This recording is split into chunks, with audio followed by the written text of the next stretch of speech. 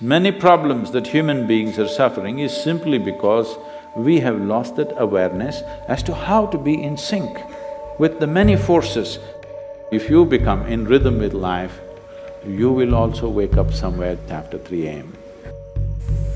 At that time, if you sit up and do whatever process you have been initiated for, it will bear maximum fruit.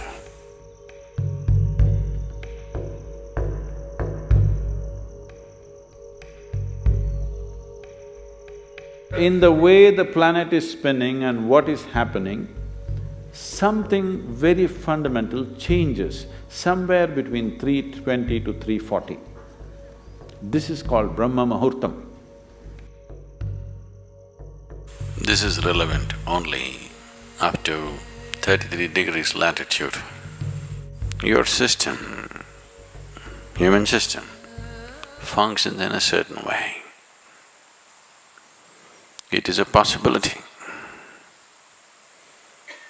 So, there has been an awareness about making use of this possibility. Your life is a product of many things that we call as the universe, many things that we call as existence. So we are a consequence of a certain phenomenal happening that we call as cosmos. We are not an individual existence. So when you get in sync, certain things will happen. You know, there's a cicadas in where we are in Tennessee, the US ashram, they wake up once in 17 years. Can you beat it? They know it is 17 years and they come awake and they breathe and they go back to sleep. They're keeping time once in 17 years, no alarm bell anywhere. Well, how is this? I'm saying they're in sync with nature.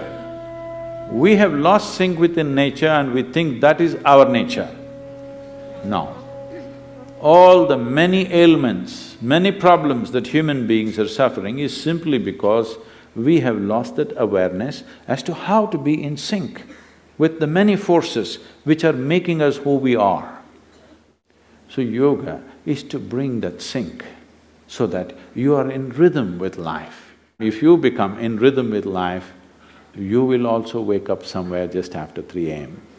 If you're conscious, suddenly a certain spark of aliveness will happen within you. Even if you're in deep sleep, you will come awake. This must happen to you. This means you're falling in sync with it. You're falling in sync with life. So what should I do? Should I meditate? Should I do a kriya? Doesn't matter what.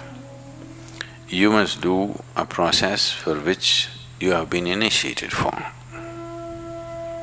Because initiation means you were not just taught a practice, it was introduced into your system, it was implanted in your system. So whatever, if there is a life seed within you, if you're awake at Brahma Muhurtam and sit for whatever that practice is, it bears maximum fruit because of the way the planet is behaving in relation to your system. If you become aware in a certain way, a certain level of awareness is achieved within you, you will see, you will simply know when the time is. If you go to bed at the right time, you don't have to look at your watch. You will always know when it is 3:40,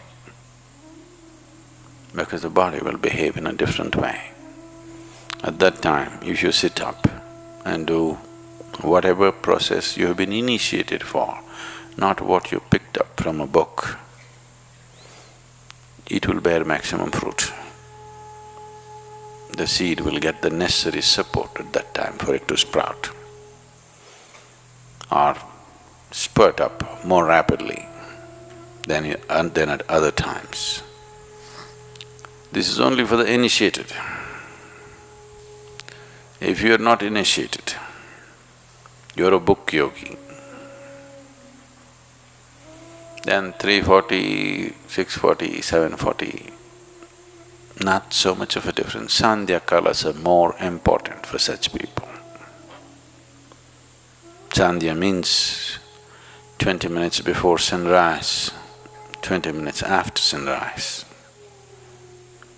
or 20 minutes before sunset and 20 minutes after sunset. The same goes for noon and midnight, but they're of a different nature. So these two twilights are better for the uninitiated. 340 is good for those who've been powerfully initiated.